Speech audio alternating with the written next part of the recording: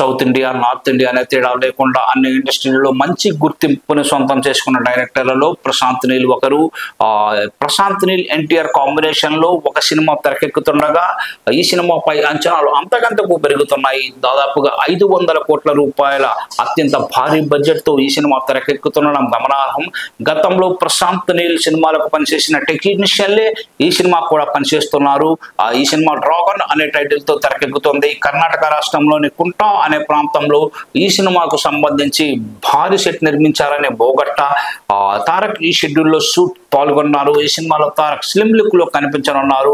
Railway ట్రాక్లు, ట్యాంకర్లు, భారీ తుపాకులతో నెక్స్ట్ లెవెల్లో సెట్ నిర్మించారని తెలుస్తోంది. రోజుకు 12 గంటల పాటు సినిమా షూటింగ్ జరగనుందనే సమాచారం అందుతోంది. తారక్ జోడీగా ఈ సినిమాలో శాండల్వుడ్ బ్యూటీ రుక్మిణి వసంత్ కనిపించనున్నారు. ఈ సినిమా వచ్చే ఏడాది సమ్మర్ లో థియేటర్లలో విడుదలయ్యే అవకాశం అయితే ఉందని సమాచారం అందుతోంది. మైత్రి మూవీ మేకర్స్ తో పాటు ఎన్టీఆర్ ఆర్ట్ సంయుక్తంగా ఈ సినిమాలు అయితే నిర్మిస్తున్నాయి. తారక్ 32వ సినిమాగా ఈ సినిమా తెరకెక్కుతుండగా ఈ మూవీ బాక్స్ ఆఫీస్ వద్ద బ్లాక్ బాస్టర్ హిట్ గా నిలవాలని ఫ్యాన్స్ అయితే భావిస్తున్నారు.